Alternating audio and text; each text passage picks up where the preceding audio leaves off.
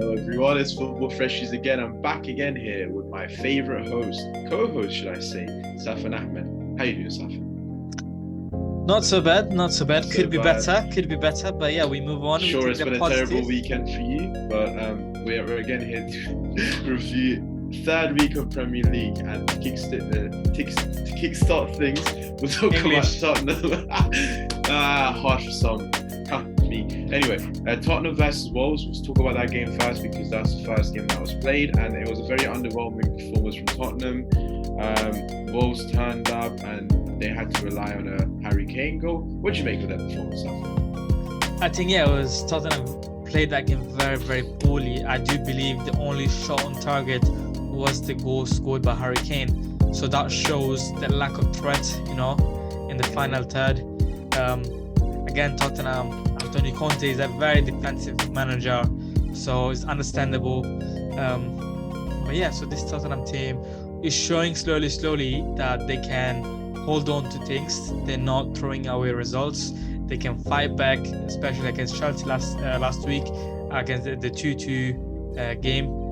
So yeah, it's very interesting. So Tottenham holding on the threats, but then you have Antonio Conte putting his passion and his energy towards football into the players, So really looking forward to see what has this Tottenham to offer. Yeah, the only comment I have for this game is a very ugly win for Tottenham. Absolutely. But it's a win that will take them far on the table. It's a win that they needed to get and they did get, and that's what that matters. 3 points secured. Onwards and upwards for the Spurs. I can see them competing for top 4, but it's looking good for them. And we'll move on from that game because it was, quite frankly, a very boring game. Yeah. The next game that we'll cover surrounds their direct rivals, the North London rivals, Arsenal. The Arsenal, who are looking like the mighty team right now. The only team with 100% record, completely perfect in every game. Now, my question to you, Safan, is like we discussed last week. Is it too early to put them down as title contenders? Is that too early? Are we getting too excited for nothing?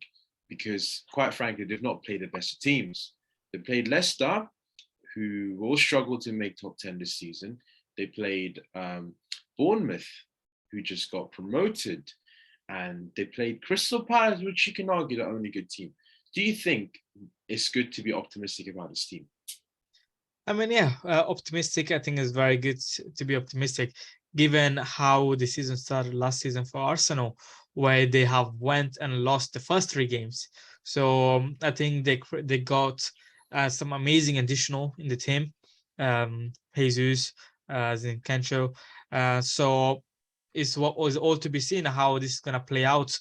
I think the real test for Arsenal will be when European football will be back on.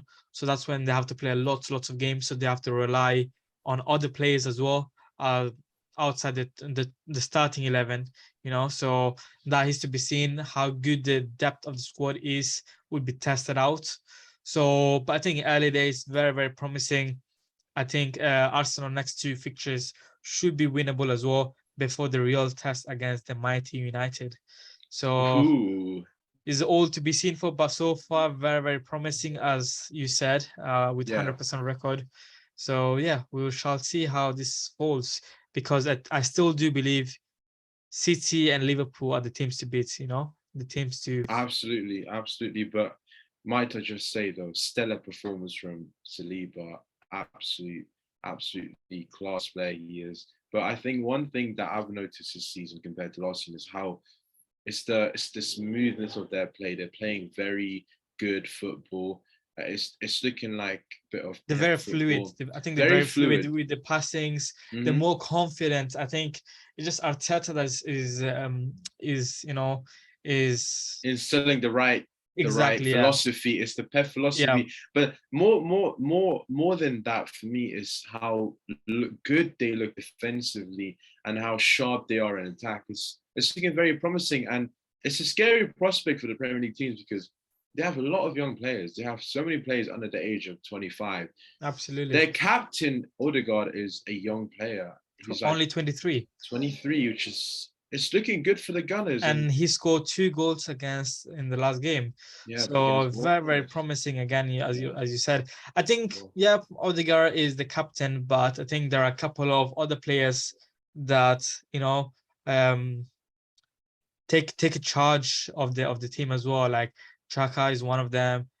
Holding, I think these are senior players that can they can transmit the experience that they have gained in the past years to these youngsters. And I think right now Arsenal is a very exciting team to watch, and yeah, we shall see how they move on forwards.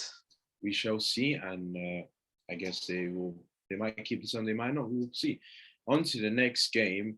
We'll look at your favorite team, Chelsea. Chelsea. How the tables have turned. They performed really well against Spurs last week. You were very happy about the performance, not so much the result, but the performance was promising. They were pressing hard. They had high energy. The tempo was good. Where did this come from? Where did this lackluster, pathetic performance all round, starting from the keeper who made a blunder, an absolute blunder, a show of complacency, a show of complete carelessness? What do you make of this? Give us your thoughts on this. Honestly, I think it's just the way that we started the game. Everything from the first minute went wrong.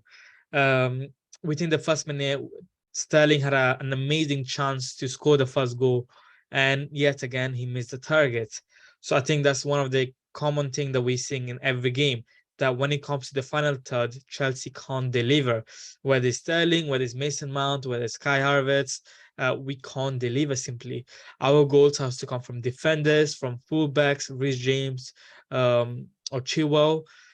So this is very frustrating for a team like Chelsea, like not being able to score with the front three, like other teams like City or like Liverpool or like any other teams that you look like Tottenham, Hurricane, and Son. But Forget yeah, about my so team, bro. You forget about my team. your Anyway, team, I mean, yeah, it's a bit all over the place. But yeah, overall, I think what Chelsea went wrong this week compared to last week, we're missing Kante. So our midfield was wide open. Jorginho was the only holding midfield in the team. Gallagher is not holding midfielder. He's not holding midfielder, so his job was not meant to defend. When he was with the ball, he was moving forward. He was making the passes. He was controlling the ball well under pressure. But defensively, he was all over the place. He was giving way too much space to Leeds. And as you know, Leeds is a team that likes to pressure you, that likes to overrun you, that likes to, on the constant pressure, pressuring the team. yep. And I think that's where Chelsea went wrong. Like Mendy But with the mistake, and then the set piece, I think then the game was wrapped up, and then the third goal, and then the Koulibaly red cards, everything together was summarized on everything that could have gone wrong went wrong. And yeah, hopefully it's a blip. Hopefully we can recover from this and go back to the winning streak against Leicester City on Saturday. yeah, like you mentioned already, it's quite concerning for Chelsea to not have had a single goal from their forwards this season. They shipped off Werner, they shipped off Lukaku. What is the problem with Chelsea's forward line? What is it? Because I can't figure out. Because you have quality players. You have Sterling, who's been mega for City in the past years, 20 plus goals multiple times. Havertz, who's been a baller for Leverkusen, not so much for Chelsea, despite his Champions League final goal. I still think he's misfired, and he's kind of gone under the radar, to be honest, Havertz, because I've not seen him perform well in a long, long time. And I feel like he's not getting the criticism that he truly deserves, because for a team like Chelsea, he's the main man, really. He's a striker. He has been, hasn't he? In the absence of Lukaku. And yet, he's not delivering. I can count the number of goals he scored in one hand. Maybe two. Maybe I'm wrong. Yeah, I mean, what is the problem? What is the problem with the attack? I mean, what is it? you're absolutely right. I'm not sure. Like there are quite a lot of players in the team right now that they don't deserve to start the game. Mason Mount is nowhere near where he should be playing us. Kai Havertz nowhere near. Like these players here, they should be taken off and they should be replaced. Like United have shown tonight that when it comes to making calls, no matter what's your name in the shirt, If you're not performing, it should be dropped off. That should be the Absolutely. standard at Chelsea as well. I think that's something that we're missing. Kai Havertz is not performing. Why does not Broja come on? Why does not he gets a chance? Against Leeds, why this Gilmore did not play? He's a player in that position. He can play there, and have shown that when he's been given the time and the space, he can perform well. So my question to Tuchel is like, when something is not working, why not change? Why not try other things? Why not give some trust to the youngster like Arsenal did? And I think Absolutely. at Chelsea, one thing that we need to sort out as well is get rid of players that we don't want. Get rid of players that's gonna bring the team down, like Ziyech. Right now, Ziyech is in the team, but what's he doing here? He's not interested at Chelsea. He's not interested to stay here. And I've heard that Pulisic as well. after the Leeds game, he flew back to Amsterdam to talk about with Ajax about a contract and to about future plans. So a player I that hope does he's not gone want because to he's fight, not. a player that does not want to fight for their budge, why should we keep him? I think we need more players like Reece James, Mason Mount, from the academy that wants to fight for the budge, that is willing to I'll give you uh, one. Broja. Why doesn't he play every game?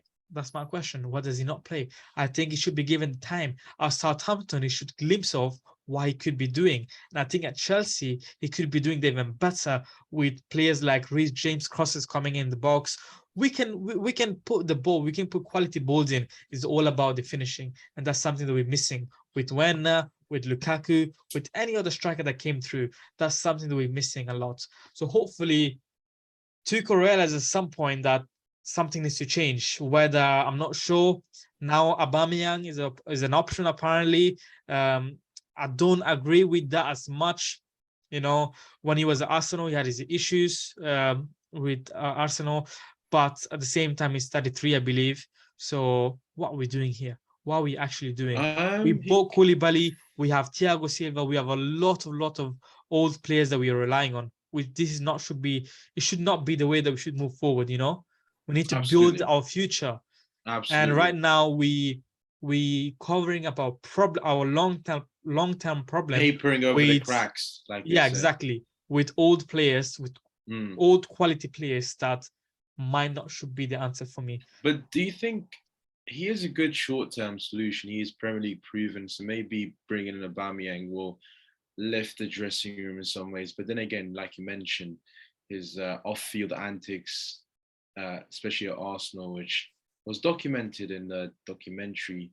You wouldn't want that at any club, really. So I get that. But I guess, yeah, to summarize, Chelsea, not the best of starts to the season, humbled by Leeds, but I'm sure they will come back. I'm sure Chelsea, they have the quality. They're just going through a troublesome time, but I'm sure they'll come back. But we'll leave it at that for now, and touch on the final game from Super Sunday, which was a thriller, a six-game thriller between Man City and Newcastle You mean a United. 6 goal thriller?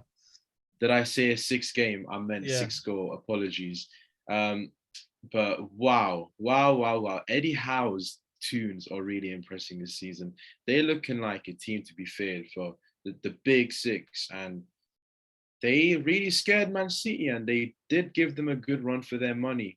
And yeah, it's looking like a team to be up there maybe for top six. You reckon? How impressed were you with Newcastle United, and how do you think this will affect the title race, if anything? Because it's still early on, but how do you think this will affect Man City? And how impressed are you with Eddie Howe and Newcastle United? I think Eddie Howe did an absolute brilliant job with Newcastle, but at the same time, you have to see the club has been investing a lot of money. So there are a lot of players that have been coming in into the team that is adding extra quality onto the current team. And I think overall, I think Newcastle had an absolutely amazing game from start to end. Maybe they could have done better holding up the lead from City, but again, City with the pressure, with the constant attacks from all sides. So it's very hard to keep the lead against a team like City, especially with Erling Haaland in the team and Kevin De Bruyne, absolute Magic, illegal pass. There should magic be assist that he makes, through like, the legs, through exactly. that was that was his intention. That was on purpose. The way he slid it through the legs and right onto the Absolutely. path of Bernardo. But wow, what a player! What Exactly. an So yeah, we shall see how things move forward to with it. But I think yeah, after 3 days, after 3 games, sorry, it's very early to call. I think you see Liverpool that fairly is at the early to call. uh, it's very early to call yet. I mean, you look at Liverpool. Liverpool have not had the best start, but I'm sure that they will turn it around. We'll get to that soon. No Um, spoilers. We'll but get to yeah, that soon. yeah, We'll get to that soon. But yeah, like you said, um, very relentless attack from City. Newcastle caved in. But can we just talk about that free kick from Trippier? I read somewhere that he's taken 4 free kicks at Newcastle and he scored 3 of them. So he's really proving his worth. And it's Newcastle, man. They're still investing. They saw another player. They bought another player today in Joao Pedro. So they're looking like, I think they can. Their ceiling, the best they can do this season is top 6, in my opinion. And I wouldn't be surprised if they finish 6th ahead of maybe someone like I don't know, United. We'll get to them, but they could break into it if one of the big 6 I mean, like for sure, yeah, for sure, I would say top 10 finish for sure, for Newcastle. But then, yeah, the remainder is about to see how well the team can play. Um, again, it's very easy to get carried away. You have to remember there is an international break as well, absolutely. for the World Cup, so that can slow down, interrupt the momentum that a team might be having, just before the World Cup. So it's all to see for. So we will take it game by game Yeah, and see how it goes. absolutely. And just to comment on City, I don't think this means much. They did quite well. They should good. They should good. They showed good mentality to come back and draw the game, but still title favorites for me. They're gonna win the Absolutely. league. They're Any gonna win the days. league very easily, in my opinion. But yeah, to conclude this weekend review, we'll talk about glory, glory, Man United. Glory, glory, Man United. The Reds have finally bagged a goal, first of all, and a win. And who better to come against than Liverpool, our biggest rivals? And what a game it Absolutely. was. I think it But yeah, was a overall, game. hold on. Let me ask you the question. Oh, go ahead, Let's please. change it around. Of So course. let's Be start my the host. game. Be our host, please, So my yeah, friend so first Sefton. of all, let's start the game by talking about your manager. He had some courage, some Absolutely. The balls some on that man, not courage just the and ball on his power head. to do this. Harry Maguire, a player that was never taken off. Finally, a lot of fans received their answers. And then also the GOAT himself, Cristiano Ronaldo, has been taken off as well. So yeah, what's your reaction on the starting lineup? I was very, very happy to see. Also forgot to mention Luke Shaw was off as well. Mm-hmm. Yeah, I was very pleased with the manager's decisions because he put his foot down and he showed those players that I'm in charge. I am the one making calls. I don't care who you are. I don't care if you're the greatest player of no all place time. is bigger than the club, isn't it? Absolutely. And he showed that to a T. And it worked wonders because all the players that he chose were players that performed to such a high intensity. They gave that 110% from Absolutely. start to The way finish. the way they were pressing, the way that they were running for the ball, Hunger. the fluidity, the passes were nice, sharp, and crisp. Like, oh, this Can United I team just was give something else. I want to give a special mention to Tyler Malaysia, however you pronounce that name. He was absolutely solid again. It's one of the best wingers in the Premier League history. In Mo Salah, he absolutely locked him all game. He got away with him for the goal, but he was immense, and he had both Salah and Trent on lock all game, and I was so impressed with him because it was his first start, and he's looking like an absolute bargain. And beyond him, the front three, Elanga he was buzzing all game. He was giving Trent troubles. Again, Trent's defensive liability is showed again and again and again throughout the game. And Anthony Martial, my number 9, he has returned. He was he was an immense. He played immensely when he came on. Hold up play, looking like a proper striker. If he keeps himself fit, he will definitely give Ronaldo competition this season, and I hope he does because Ronaldo is having a bad attitude at the moment. He thinks it's too good for the club. He thinks it's too good for Europa League. But newsflash, you're 37 years of age. No one's gonna take you. Gotta just keep your head up and play. Yeah, Stop just sulking. just Stop become a bit thinking. humble, He needs to be and humble take because this. he needs to realize that he's getting paid an absolute fortune every week, and Absolutely. he should be putting his heart and soul into this club, and he shouldn't forget that this was a club that gave him the opportunity.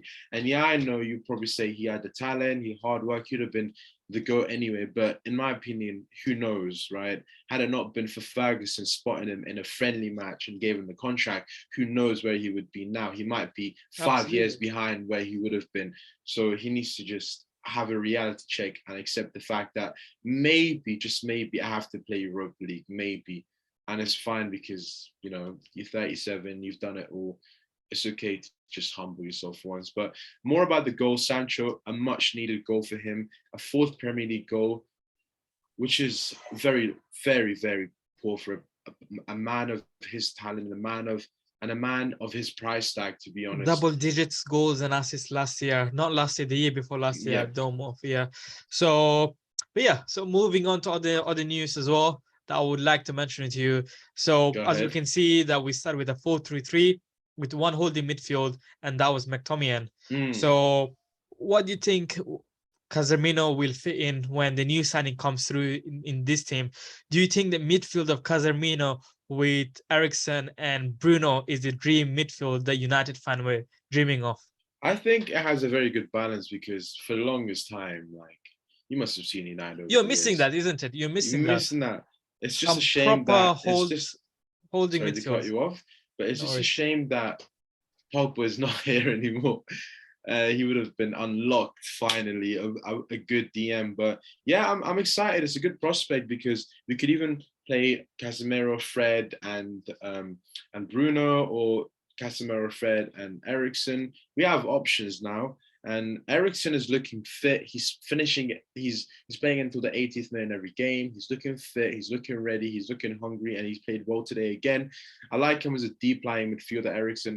His long passes are a joy to watch. And yeah, options, man. We finally have options. I'm excited for the future. Young players thriving. You have players like Elanga playing well. Rashford is finally coming to his own. Got a very good Absolutely, goal yeah. today, and positives all around. It's just for me, it's just crazy how one performance could change I the mean, attitude around the club. it also that like I think is with United, the same thing that happened with Chelsea happened to United as well. When Chelsea were playing Tottenham, the rivalry is there. Mm, And so no matter what's your form, when it comes to Tottenham, Chelsea always shows up. I think that there was the same case with Liverpool. absolutely, Um, Manchester United playing Liverpool, so it was time to step up the game. And I of think course. after two disappointing losses, it was time to change up, change the personnel, and yeah, go from there. I think But yeah, it delivered. It delivered. I think I was kind of disappointed that United considered the goal. I think but that could have been avoided. But then again, 3 points, we take it. Um, absolutely, absolutely. My main takeaway, just to wrap it up from this game, is Eric Ten Hag should be trusted. He's the man to lead us forward. He is the man that is not afraid to make big decisions. That is not Absolutely, afraid to deal with big names. He's not afraid of the media. He doesn't care what people would say about him. Today could have backfired. Today he could have, had he not beat Liverpool, every headline in town would have been, why did you drop Ronaldo? He knew that could have happened, but absolutely, you know what? He didn't care in the slightest. And for me, that's a sign of a manager who wants the best for the club, not just he knows that the club is bigger than the players. And he showed that absolutely. today. And his style of play is finally showing it showed in today's game where players were buzzing. It was energetic, good pressing, high pressing. We did a Liverpool against Liverpool. So yeah, I'm very happy. I'm very excited for the future and onwards and upwards for United. And yeah, Absolutely, it's been a good absolutely. weekend, Safin. We're And looking, thank yeah, exactly. We're looking forward to that. absolutely. Just on a closing note, what's next for Liverpool? Because Liverpool had one of the most possible disappointing starts of the season, 2 draws and 1 loss. So what do you think is next for them? What do you think is really missing now? Do you think that midfield has to be reinforced, but now it looks like defense as well is quite open up? Trent is not very good as defending as we thought he would be. Van Dijk making mistakes, especially for the first goal. Have you seen the way that Milner had a go at Van Dijk for the first goal? So what do you think? What's your opinion on Liverpool future moves? Like where do you go from now? From here, sorry. I still think they have a very bright future. I think they'll be very good this season, so long as they get a few midfielders in. I don't think one midfielder is enough. A few quality midfielders before Thiago and Naby Keita returns. Not that he'll play anyway because he always gets injured. But for me, defensively, they're not a problem. They are a solid defensive side. Today was just a blip, in my opinion. I think as much slate as Trent gets, he's decent. He's decent defensively, and Van Dijk's a class player, and he had an off game today, so I don't think they have to worry about their defense. Midfield is definitely a concern because of the injuries, but I think Liverpool will be good this season. I still think they'll finish second, just below Man City. I don't think Arsenal will finish above them, even despite their good start. We've been here before. United have had a good Absolutely. start, and it's all about ask me this question in Christmas, and I promise you get a different response from me. But yeah, positives for Liverpool, none today, but I still think with Klopp, in Klopp they trust. He knows what to do with that team, and I wouldn't be worried if I was a Liverpool fan. But anyways, another weekend Perfect. review is over. It's been a pleasure as always with my good friend Safan Ahmed. Bad weekend for you, but we've had a good time reviewing the games. And on that note, football freshies, peace out. Good night. Bye bye. Bye. Bye.